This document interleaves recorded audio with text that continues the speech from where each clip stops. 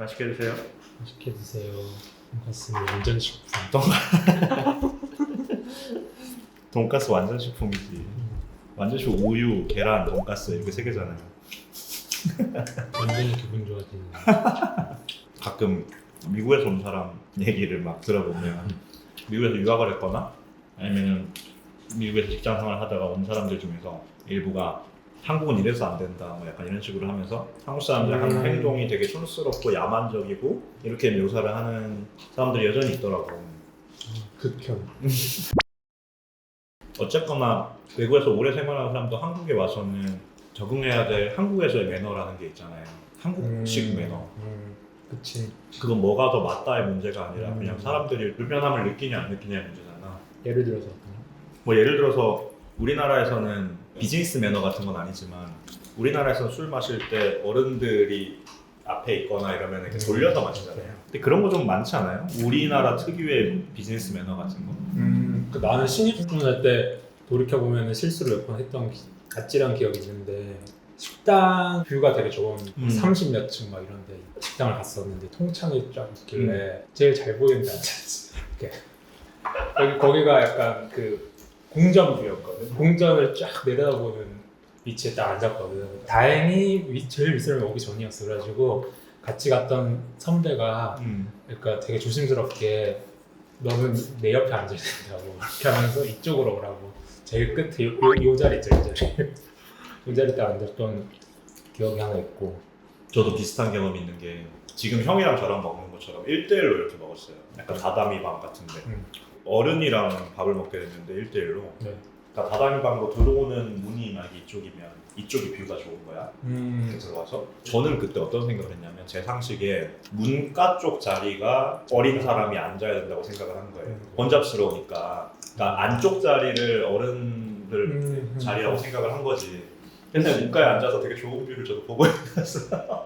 그러니까 그분은 이 여기 뷰가 바닥 근데 그분이 들어오시면서 그분은 조금 그런 걸 언짢아 하셔가지고 그냥 아예 대놓고 말씀하시더라고요. 네가 지금 앉은 자리가 상석이니까 나랑 자리 바꿔야 된다고 이렇게. 그걸 갖고 큰 실수라고 하기도 좀 그렇지만 어쨌거나 이제 또 익숙한 사람 입장에서는 예, 그러니까 누군가는 그게 익숙하고 불편함을 느끼니까 굳이 그 불편한 행동을 해야 될 필요는 없잖아. 나도 뭐 그 정도 의미에서 바꿔줬어요.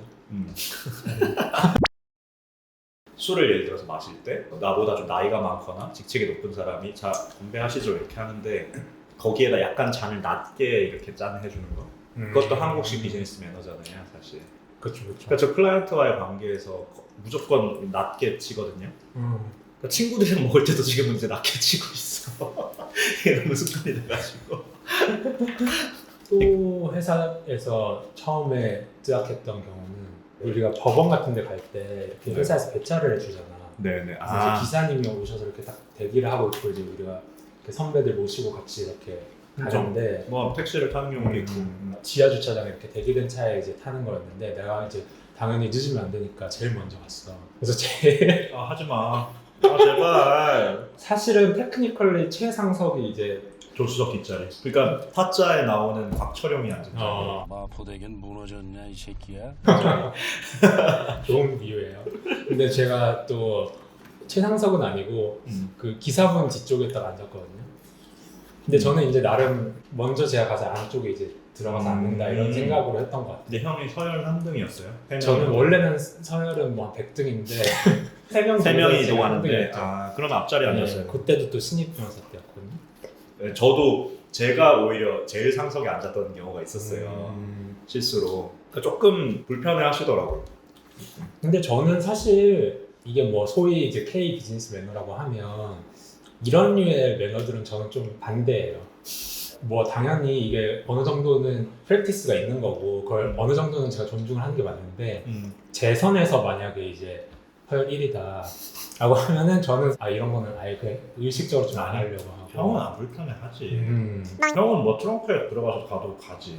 근데 이제 우리가 만나는 누군가는 그런 생각을 할 수도 있고 그러니까 그 사람이 이런 거 별로 안 불편해 할 거야 라는 낮은 확률에 베팅할 수는 없으니까. 매너라는 게 그런 면이 있는 것 같아요. 서열을 전제로 해서 1등, 2등, 3등 이렇게 나누는 게 저는 조금 이제는 시대착오적인 것 같고 근데 기본적으로 인간에 대한 존중에서 비롯되는 매너지도 있잖아요 사실. 뭐 예를 들어서 명함 같은 거를 주고받을 때 그냥 이렇게 딱 한 손을 받아서 이렇게 넣는 건 사실 어떻게 보면 굉장히 극단적으로 똥매너인 거잖아요. 그러니까 우리가 비즈니스 매너라고 할 때는 보통 받아서 그래도 한 번 정도 이렇게 확인을 하는 신용이라도 하고 그리고 이제 맞아. 눈인사도 하고 그 명함 면허가 은근히 좀 어려워. 네. 사실 사람들마다 그 이후의 행동은 되게 다양하잖아요. 미팅을 할 때 준 명함을 이렇게 책상에 올려놓고 이렇게 제가 이렇게 잘 보관하고 있습니다 이렇게 보여주면서 미팅을 하는 사람도 있고 그리고 이렇게 자리 순서에 따라서 이렇게 좀 그렇죠. 이렇게 볼 수 있게 권상욱, 최승훈, 뭐 윤재선 이렇게 앉아 있으면은 받은 세 장의 명함을 그렇게 순서로 놓고 그거는 뭐 이제 좀 프랙티컬한 그런 관점이기도 한데 누구는 또 그게 되게 똥매너라고 그러니까 나도 근데 그건 좀 약간 자기적이긴 해. 아니 근데 어쨌거나 그거는 전혀 나쁜 매너가 아니잖아요. 그렇죠. 오히려 좋잖아요. 그리고 뭐 하다못해 정말 뭐 나는 이런 걸 좀 벌려놓는 스타일이 아니다 이러면은 명함에 성함이랑 이런 걸 확인하고 뭐 명함 지갑이라든지 내가 명함 보관하는 데다가 이렇게 잘 보관해서 이렇게 넣는 것까지는 뭐 오케이. 그걸 딱히 누가 가르쳐주지 않으니까. 아니 근데 저는 오히려 되게 민망한 상황은 이 명함을 주고받은 상황보다도 내가 명함을 줬어 상대방한테 한 일주일 전에 줬어. 근데 일주일 뒤에 이 사람을 만나게 됐는데 이 사람이 나한테 명함을 받았다는 사실을 모른다든지 내 이름을 기억을 못한다든지 그런 상황 있잖아요. 그러면서 나한테 명함을 또 주려고 그래. 그 말은 일주일 전에 나와의 미팅에서 그걸 기억을 못하는 거지. 왜 임팩트가 없었나? 내 잘못 아닌가.